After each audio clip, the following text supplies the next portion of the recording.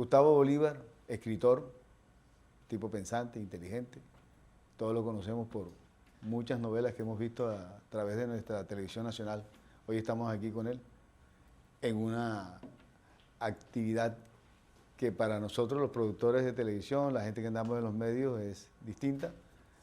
Hoy está en el plano político. ¿Cómo te sientes en Barranquilla, Gustavo? Bien, Rafael, muchas gracias por la invitación. Pues estoy en un tour de medios haciendo lo que llamamos en Estados Unidos la milla extra y es dar un poquito más hasta lograr el objetivo. Y bueno, vengo de Valledupar, de Riohacha, de Santa Marta, de Ciénaga. Hoy estoy aquí en Barranquilla. Mañana, penúltimo día de elecciones, estaré en Cartagena. Bueno, la idea es darla toda hasta antes de que se abran las urnas. ¿Cómo viste a Barranquilla? Barranquilla es una ciudad, pues casi ningún colombiano podría hablar mal de Barranquilla, por lo menos del centro hacia el norte, de ahí hacia el sur obviamente hay todavía muchas falencias, mucha delincuencia, mucha pobreza, pero digamos la parte de la cara que siempre muestran de Barranquilla es muy amena, muy bonita, es una ciudad que avanza, yo me alegro mucho por los barranquilleros. Como escritor, ¿qué frase se te ocurre para la ciudad, para Barranquilla? No, pues a Barranquilla le han dicho de todo, ¿no? Puerta de Oro, los cantantes siempre le dedican canciones, en Barranquilla me quedo. Yo también me quedaría en Barranquilla si tuviera la opción. Así que no, tenemos mucha conexión con el Caribe y sobre todo con Barranquilla y desde lo político también. Aquí yo creo que Barranquilla hizo presidente a Gustavo Petro. O sea, esa ventaja que agarramos en el Atlántico nos sirvió para amortiguar la desventaja que tenemos, por ejemplo, en sectores como Antioquia, el eje cafetero, etcétera. ¿Crees que el gobierno de Petro le falló a Barranquilla? No, es que la gente, es que un gobierno no llega a hacer cosas por las ciudades, esas obras les corresponden a los alcaldes.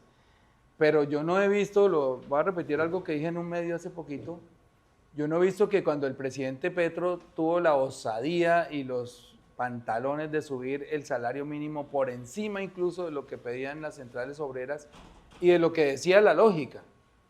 Porque si usted mira la última reunión para cuadrar el salario mínimo entre los centrales obreras y los empresarios los empresarios ofrecen un 7%, las centrales obreras piden 16%, nunca nadie se había acercado a lo que ellos pedían, siempre le decían, bueno, les damos 10, les damos 11, pero Petro, ¿qué dice? 7 puntos por encima de lo que pedían las centrales obreras. Eso es tener unos pantalones para mejorarle la vida a la gente. Y yo no he visto que en el incremento del salario mínimo Petro haya dicho para toda Colombia menos para Barranquilla. No, es que son políticas nacionales.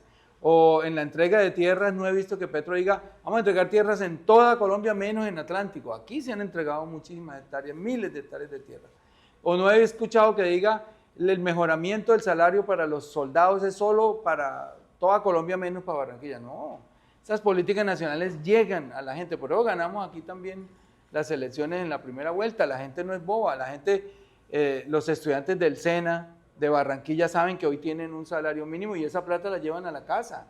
Las madres comunitarias que pusieron a trabajar gratis 40 años en otros gobiernos saben que ahora tienen un salario y el derecho a una pensión y ellas también viven en Barranquilla. O sea, las obras de las ciudades las hacen los alcaldes. Obviamente hay algunas que son muy costosas, como el metro de Bogotá o algunas autopistas, obras ya muy mega obras en las que interviene el gobierno, pero no le hemos fallado a los barranquilleros. El bienestar, el desempleo, ahí están las cifras, se han disminuido la pobreza enormemente aquí también en esta ciudad. Y son políticas del Estado central. Cuando comenzó la carrera hacia la presidencia, estabas punteando. ¿No te arrepientes de haberte retirado?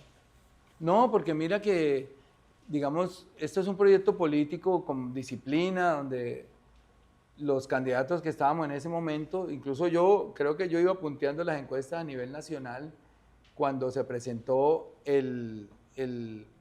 la condena a Álvaro Uribe y la izquierda consideró que el autor de esa tremenda gesta era Iván Cepeda y estaba más mediático que yo en ese momento.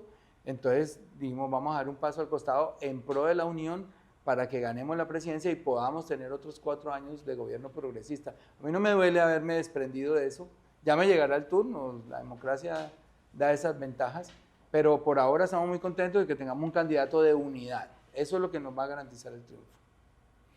¿Sigues amando a Petro o amas más el proyecto de Petro? Amo más el proyecto de Petro, pero el líder de ese proyecto es Petro, entonces ahí de carambola le cae un pedacito de amor. Hace unos días fuiste tendencia nacional porque insinuaste que de pronto había un estallido social si no gana el candidato de tu partido. ¿Qué opinas de eso? ¿Crees que sigues pensando lo mismo? Porque eso preocupa un poco al país. No, pues mire, yo la verdad me preocupa es la manipulación de los medios, porque yo lo que hice fue reaccionar, aquí lo estoy abriendo, aquí por ese micrófono se oye. Sí. Yo estoy reaccionando a unas declaraciones que da un señor que yo quiero que la escuchen, vean, aquí está, mira. Este mensaje es para los millones de patriotas que tiene Colombia. No me interesa convencer petristas, son enemigos de la República y hay que tratarlos como tal, vencerlos de todas las formas y desde todos los frentes. Yo le pregunto a una persona, a un demócrata cualquiera, si ser petrista es un delito para que este señor incendiario y violento diga que viene a eliminarnos de todas las formas y de todos los frentes porque pensamos distinto a él. ¿A usted le parece que este es el país que merece Colombia? Cuando Iván Cepeda está proponiendo un acuerdo nacional, un señor tranquilo, que le dice a todos los sectores, sentémonos a ponernos de acuerdo en los grandes temas del país. Este dice que viene a eliminarnos. Entonces yo reacciono a ese video y voy a leer lo que dicen. Lo que pasa es que la prensa es muy manipuladora. Y lo que dicen es una parte del tuit. Yo lo invito a que usted lo mire si estoy diciendo mentiras. Dice, la muerte quiere regresar. Esta es una declaratoria de guerra. Cuando este señor lleno de odio dice que acabará a 12 millones de petristas de todas las formas y desde todos los frentes, este señor está convocando a una guerra civil. Que sepan los empresarios de este país a quienes les ha ido bien con Petro que de ganar ese tipo Colombia estará en llamas. Nadie se dejará destripar sin luchar. En cambio, este pedacito no lo leyeron los medios, cuando ellos pierdan, les garantizamos que en este país cabemos todos y que el senador Abelardo tendrá todas las garantías para ejercer la oposición. Eso es lo que dice, está escrito ahí, el 16 de junio. Pero la prensa, que es manipuladora y que abiertamente tiene la camiseta de Abelardo de la Espriella porque les garantiza que sus dueños, los dueños de esos grandes medios, van a mantener esos privilegios que los han hecho ricos toda la vida, pues tergiversa. Y no contaron la otra pedacito donde yo digo, nosotros sí les garantizamos el derecho a ejercer la oposición como se lo hemos garantizado al uribismo en estos 4 años. Gustavo Petro lo primero que hace cuando gana la presidencia es llamar al uribismo. Y llama a Uribe y se sienta con él 2 veces. Y nunca lo persiguió. Miren que en campaña le preguntan en uno de esos debates a Gustavo Petro, ¿usted va a extraditar a Álvaro Uribe? Él dice, no, yo no voy a extraditar a un presidente. ¿Y qué dice este bocón? Voy a extraditar a Petro. Y uno le pregunta, ¿y por qué va a extraditar a Petro? ¿Acaso qué ha hecho Petro? ¿O acaso él es la justicia? ¿O está anunciando una dictadura? Porque cuando un presidente que no tiene poderes judiciales dice voy a extraditar a cual o a tal, o voy a encarcelar a tal o a cual, pues está anunciando una dictadura, que es una autocracia, es decir, yo asumo todos los poderes de la nación, los judiciales, los legislativos y los ejecutivos. No, señor. Usted no puede extraditar a Petro. Entonces, si un señor anuncia que extradita a Petro, que nos va a eliminar a todos, y seguramente empezará por mí, que soy una de las cabezas de la oposición, pues la gente dice, nosotros no somos mancos, eso va a incendiar este país, pero es él, no nosotros. Ahí está claro en lo que yo escribí. Hoy amanecimos con la noticia de que Uribe otra vez llamado a juicio. ¿Cuál es su opinión al respecto? A indagatoria lo llamaron. Que se habían demorado la justicia. Este es si no estoy mal, fue el Tribunal de Antioquia, compulsó copias hace muchos años para que se investigara la conducta del entonces gobernador de Antioquia en las masacres del Aro y la Granja. Porque hay testigos, y muchos, entre ellos los mismos paramilitares, que han confesado que el helicóptero de la gobernación de Antioquia, siendo gobernador Álvaro Uribe, estuvo sobrevolando sobre el Aro y la Granja mientras los paramilitares cometían esa masacre. y que el ejército no actuó durante, son masacres que duraron 2, 3 días. Eso no fue que llegaron, incendiaron y se fueron, que eso es posible que uno como autoridad muy difícil que lo pueda detectar, pero estuvieron metidos ahí, en el Salado estuvieron 3 días descabezando gente, empalando mujeres embarazadas. ¿Y cómo no se daba cuenta la gobernación? Entonces, esa investigación está abierta hace mucho rato, hasta ahora una juez lo llama indagatoria, pues ya se sabrá después si hay mérito y pruebas suficientes para condenarlo por esa masacre, como ya fue condenado su hermano, que el hermano está condenado por paramilitarismo y por asesinato agravado en personas cuando en Yarumal crearon los 12 apóstoles. Entonces, la pregunta de la justicia es si hay 13 apóstoles o fueron esos 12 nada más. ¿Cree usted que esta noticia afecta o ayuda a la campaña de Iván Cepeda? Yo hubiera preferido que estas noticias judiciales no se hubieran dado en el marco de la campaña. La jueza había podido esperar al lunes, porque van a decir que es que quiere interferir, no es sano para... Lo mismo la orden de captura o el aseguramiento que le dieron a Marta Peralta, que es de las nuestras. Todo eso se hubiera podido hacer el lunes. Me parece que la justicia a veces no tiene esos cálculos, obviamente hay unos términos, no sé si era que se estaban acabando esos términos, pero hubiera preferido que esos pronunciamientos se hubieran dado después de las elecciones. Aciertos y desaciertos del gobierno de Petro. Va a empezar por los desaciertos. Se nos colaron algunos corruptos. Y eso es imperdonable en un movimiento político que ofrece un cambio. Precisamente nos pudieron haber robado las banderas anticorrupción con esos actos de la UNGRD y tal vez algunos otros que se han presentado y que no se han descubierto aún. Porque la corrupción es un sistema que está enquistado dentro del Estado, no de este gobierno. De hecho, son estructuras que vienen robando hace muchas décadas, que están muy bien aceitadas y que continúan. Y entonces, esa, digamos, para mí es la gran lástima, porque yo he sido un hombre que ha luchado contra la corrupción. De hecho, empecé en la política en 2011 haciendo una marcha contra la corrupción, a la que asistieron precisamente Gustavo Petro, Antanas Mockus, el finado Miguel Uribe estuvo en esa marcha, y estábamos protestando en ese momento muchas personas por el robo del carrusel de la contratación en Bogotá, que fueron casi 2 billones que le robaron a los bogotanos. Y desde ahí vengo, esa es mi tarea en la política, es depurar las costumbres políticas. Siempre me he elegido con votos de opinión, jamás comprar un voto, jamás vender un voto en el Senado a nadie. Y esa transparencia pues no se pudo aplicar concretamente en este gobierno, porque aunque Gustavo Petro sigue siendo un hombre honesto y va a salir tan pobre como entró a la política, pues sí ha habido un círculo por ahí cercano que tiene una agenda propia, una agenda económica propia. Y eso digamos, es la mayor decepción que he tenido. Pero por el otro lado, ya hablando de los aciertos, han pasado tantas cosas tan buenas con la gente pobre de este país, que eso a mí me hace pensar que en esa balanza gana las cosas positivas. Entonces, pasamos el bono pensional de los viejitos de 80.000 a 230.000 pesos. Imagínense, ¿para qué alcanza 80.000 pesos en todo un mes? Ni siquiera para comprar unos huevos, un arroz y un aceite que duran 3 o 4 días. Se les dignificó la comida a 3 millones de ancianos que no pudieron cotizar cuando estaban jóvenes.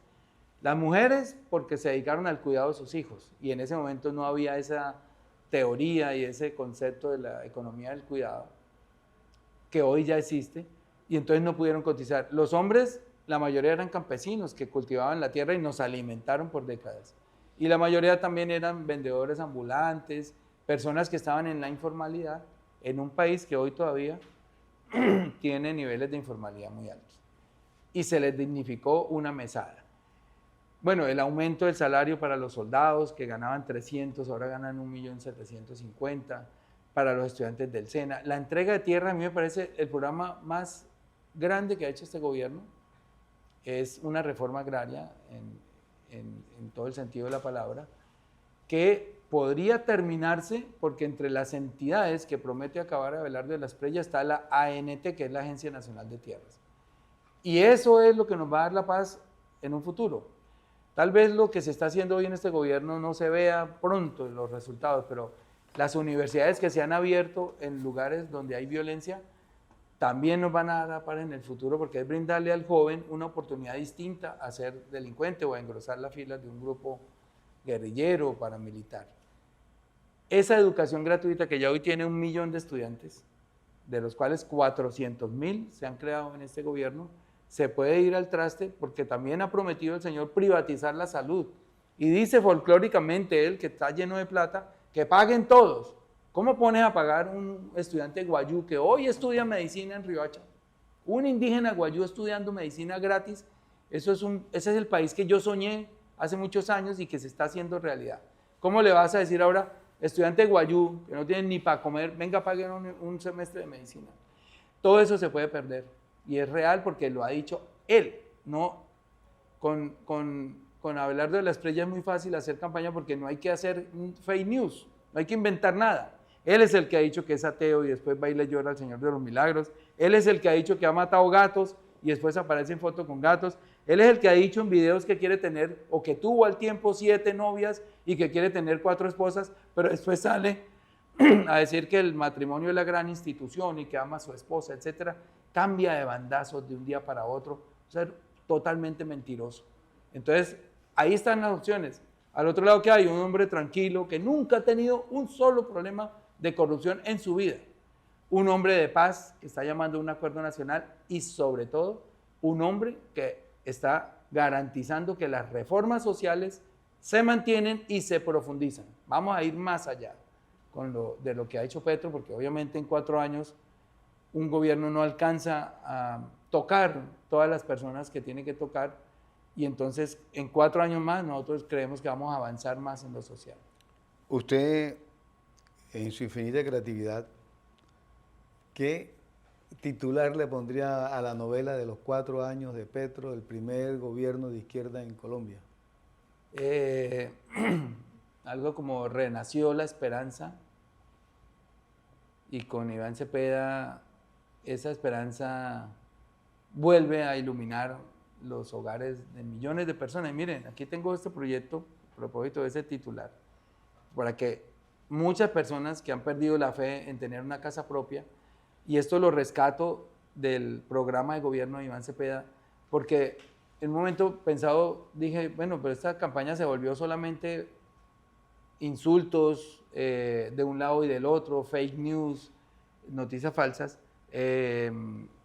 improperios, pero no hablan de programas. Yo no sé si alguien tenga en la mente un programa que haya citado a Abelardo de la Espriella distinto a cortar 700.000 empleados, mandarlos a la calle con el hambre que eso va y la inseguridad que eso conlleva. Pero yo de los proyectos rescaté y le estoy dando mucho impulso, que es 1 millón de casas sin cuota inicial.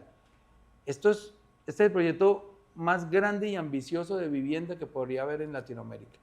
Y conociendo a Iván Cepeda, que es un hombre serio que nunca les ha mentido, ni les va a mentir, si él dice que podemos hacer 1 millón de casas sin cuota inicial, las vamos a hacer. Y todas las ciudades y pueblos de Colombia van a tener una parte de ese millón. No sé si 20.000, 10.000, según el tamaño de la población o más, van a tener un pedazo de este programa que va a liberar a las familias más pobres de Colombia de pagar arriendo. Y ese sería el mejor subsidio de por vida que puede recibir una familia colombiana. Crean que esto se va a hacer, es 1 millón de casas sin cuota inicial.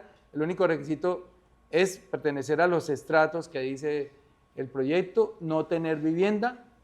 ¿Y por qué lo de los estratos? Porque va a haber 400.000 casas en el estrato 1, 280.000 en el estrato 2, 200.000 en el estrato 3 y 120.000 en el estrato 4. Incluimos la clase media del estrato 4 porque en este país a la clase media nunca le dan nada. Solamente la ponen a pagar impuestos y si por ahí medio ganan un buen salario les hacen una retención altísima, pero nunca hay programas para la clase media. Aquí sí los va a haber. ¿Por qué deberíamos votar por Iván Cepeda? Además de todo lo que ha dicho. Algo muy trascendental, algo importante que usted diga que no se ha dicho. Lo más importante es que la cabeza de gobierno tiene que ser una persona honesta. Y está probado, a mí no me lo han contado, fui su compañero 5 años en el Senado y conozco las prácticas de Iván Cepeda absolutamente éticas. No podemos decir lo contrario del otro candidato, que tiene investigaciones en Estados Unidos, que ayer 11 congresistas de los Estados Unidos le han pedido al fiscal de ese país que investigue las oscuras prácticas de Abelardo de la Espriella en Estados Unidos. De Iván Cepeda no hay una sola investigación abierta. y Iván Cepeda es un hombre ético y honesto y transparente. Y yo le creo cuando él dice, vamos a hacer una guerra contra la macrocorrupción y vamos a hacer un gobierno ético. Yo creo que incluso, aquí me meto en problemas con el tocayo, yo así que ya no lo quiero, pues yo creo que se rodearía mejor que Gustavo Petro. Desde la campaña ya lo está haciendo. Él no ha dejado llegar aquí a los Benedettis, a los Roy. Él dice, no, nosotros vamos a hacer una campaña de nosotros y esta es una revolución ética y no podemos ser incoherentes. Entonces yo creo que para gobernar va a ser igual. Bueno, la izquierda siempre intentó llegar al gobierno, a llegar a la presidencia. Se logró que la izquierda llegara con el doctor Gustavo Petro, pero él tuvo que hacer alianzas. Los Benedetti, los que estás nombrando. Y estas alianzas, Iván Cepeda no está dispuesto a hacerlas. Esto no dificulta en un país que por tradición no vota por la izquierda, a pesar de que ustedes tienen una votación muy importante en este momento. Eso fue un debate grande que hubo al comienzo de la campaña, pero al final decidieron, obviamente por la opinión mayoritaria del candidato, que es el que tiene mayor peso en esa decisión, que nos la íbamos a jugar porque por fin un gobierno llegue libre de ataduras a la presidencia, que no le deba nada a nadie, que sea independiente, que pueda gobernar sin esas ataduras. Y yo creo que ya lo hemos madurado. A Gustavo Petro le tocó, porque él ya lo había intentado en 2018, sacó 8 millones y pico de votos, pero para ganar la presidencia necesitaba 11 o 12 millones. Y le tocó. Y lo hizo. Y yo no voy a ser desagradecido con esas personas que al fin y al cabo trajeron los votos que nos faltaban para ganar la presidencia.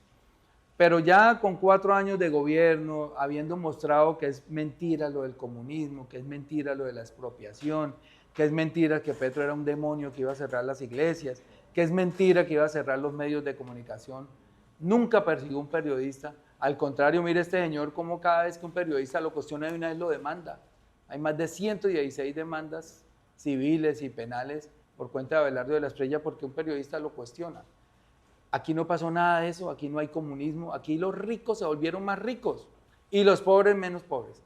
Que eso era una de las cosas del discurso nuestro. Colombia necesita más ricos, pero también menos pobres. Pues ya hay menos pobres. 3,8 millones de personas salieron de la pobreza. En cifras del 36 al 28 pasamos la pobreza monetaria. La pobreza extrema también bajó del 11,4 creo, al 9. Es la primera vez que está en un dígito en más de 20 años. Al 8, tanto, casi 9. Entonces, sí hay menos pobres y también a los ricos les fue bien. Es que uno mira el mismo, si quieren, miren las declaraciones del más rico de Colombia el día de las elecciones, lo entrevista la revista Semana, le dice, ¿cómo le ha ido? Dice, la economía va bien, y lo dice Sarmiento Angulo, la economía va bien. Y no solamente que lo diga, sino en los reportes semestrales y anuales, pues han mostrado las utilidades más altas. El sector financiero el año pasado ganó más de 100 billones de pesos. ¿Qué comunismo puede ser esto? Donde el sector financiero no solamente puede trabajar libremente, sino obtener utilidades tan altas y también dicho por ellos mismos, ha sido el año en el que más cartera han recogido. Carteras son deudas, es decir, tienen menos cartera castigada los bancos hoy que antes de que llegara Gustavo Petro. Entonces aquí no hubo comunismo, no se dejen comer el cuento, pero hay tanto idiota en este país que les están volviendo a decir que viene otro comunista y están asustados, cuando ya hemos demostrado que aquí ni se expropió a nadie siquiera, y que todo el mundo ha podido trabajar libremente, que los centros comerciales están llenos, los hoteles viven llenos, en Semana Santa no hubo cupos para tanta gente que quiso viajar, porque Gustavo Petro les puso más plata en el bolsillo a través de estas alzas del salario mínimo, a través de todas las ayudas que da el gobierno. ¿Cómo sería la relación de Iván Cepeda con los Estados Unidos? Ayer lo manifestó en Caracol, que quería las mejores relaciones, que entiende que es nuestro principal socio comercial, y lo único que él dice, voy a respetar la soberanía del país, que eso no lo puede decir Abelardo de la Espriella. Él puede decir lo mismo, buenas relaciones, pero él se debe a 2 patrias y él juró defender 2 patrias. Es un vendepatrias, porque si manda a capturar gente como Beto Coral o incide, porque es que es mucha coincidencia que Beto Corral vaya y lo denuncie en una corte por grabaciones ilegales y enseguida aparezca que van a deportar a Beto Corral. Si es capaz de mover influencias para eso, pues está obedeciendo a una de sus dos patrias, porque él allá juró que iba a defender los intereses de los Estados Unidos. Está bien, yo no digo que no, pero renuncia a una de las dos. O defiende a Colombia o defiende a Estados Unidos, el que quiera, donde se sienta mejor, pero él no puede tener dos nacionalidades para ser presidente. ¿Usted tiene esos intereses también en Estados Unidos? Yo soy residente, que es distinto. Y yo me pude haber hecho ciudadano hace mucho rato, porque hay que tener 5 años de residencia. Yo tengo 12 años de residencia, pero no he optado por esa opción, porque yo sé que para uno querer estar en Colombia haciendo política en favor de la gente más pobre, pues tiene que ser colombiano. Yo no puedo tener doble nacionalidad en ese momento. No sé si más adelante si se pueda tener, pero hoy no me interesa. Y por eso yo tengo un estatus distinto. Miren que acá hay un antecedente. Cuando al ex canciller Murillo le ofrecieron ser canciller, el presidente de la República le dijo, usted no puede ser canciller de Colombia, pero tener nacionalidad americana. Y él renunció a su nacionalidad norteamericana. El canciller Murillo entregó su nacionalidad y se volvió canciller de Colombia. Ese es el deber ser de las cosas. No estoy diciendo si es malo tener nacionalidad colombiana o americana, no. Eso es libre albedrío, es la potestad de cada persona.